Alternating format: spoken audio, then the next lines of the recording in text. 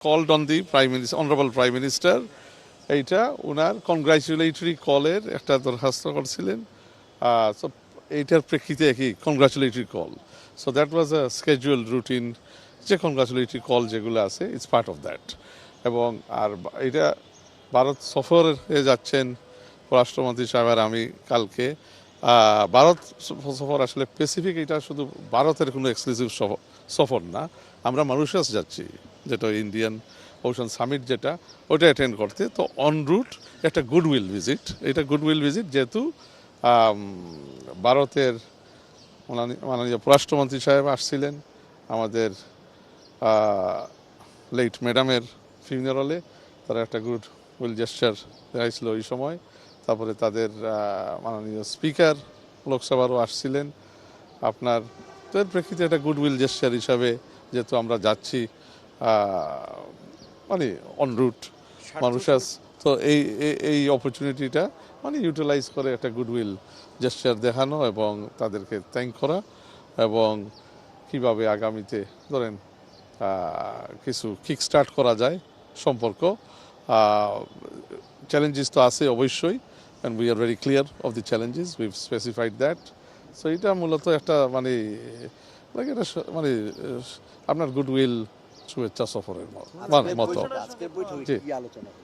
না, আজকের বৈঠকে তো এই তো মানে মানে ভারতের প্রধানমন্ত্রীর শুভেচ্ছা আবারও দিলেন, কনগ্রাচুলেশনস করলেন। তারপরে আপনার কিছু পাইপলাইন দিয়ে যে আমরা এই ডিজেল ইয়েটি মানে কিছু আমরা আনছিলাম যে মানে বিভিন্ন পর্যায়ে ফেজে এই তো এইগুলা যে হয়েছে মানে একটা স্মুথলি ডিসকাস দ্যাট, এবং ফিউচারে আমরা কিভাবে কোলাবোরেট করতে পারি, বিভিন্ন যাতায়াত পিপল টু পিপল সম্পর্ক করতে পারি, যাতে we don't commit the mistake of the past where it is solely সম্পর্কটা হয়ে যায় মানে ভারতের যাতে না হয় এক কোনো ব্যক্তির সাথে, এটা পিপল টু পিপল যাতে হয়। তো দিস ইজ দি সম্পর্ক, এটা ভারতও চাচ্ছে, আমরাও চাচ্ছি এখন পিপল টু পিপল সম্পর্ক জোরদার করতে। তো প্রত্যেক জায়গায় আমরা কালচারাল এক্সচেঞ্জেস চাই, উই ওয়ান্ট এক্সচেঞ্জেস মানে between political parties, exchanges between government officials. তো আমরা এটা যত ওপেন এবং ক্লিয়ারলি আমাদের মধ্যে এঙ্গেজমেন্ট অ্যান্ড ডায়লগ থাকবে, তখন some of the challenging issues we may be able to resolve মানে ইন দি ওপেন। আর যত ধরেন আমরা তিক্ত করে রাখবো, এবং মানে we in terms of we need to create a new space for a new relationship. এটা তো ক্লিন ব্রেক, মানে এটা তো হাসিনার আর ভারতের সম্পর্ক তো আর হবে না। হাসিনা তো বাংলাদেশে নন এক্সিস্টেন্ট, রাজনৈতিকভাবে মরে গেছে, আজকে প্রায় অনেক দিন হয়ে গেছে। সো হাসিনা আর আওয়ামী লীগ বলতে আর বাংলাদেশে কিচ্ছু নাই। তো এটা হচ্ছে একটা নিউ সম্পর্ক বিটুইন বাংলাদেশ অ্যান্ড ইন্ডিয়া, যেটা করতে চাচ্ছি না আছে মানে দুই দেশের মাইন্ডসেট।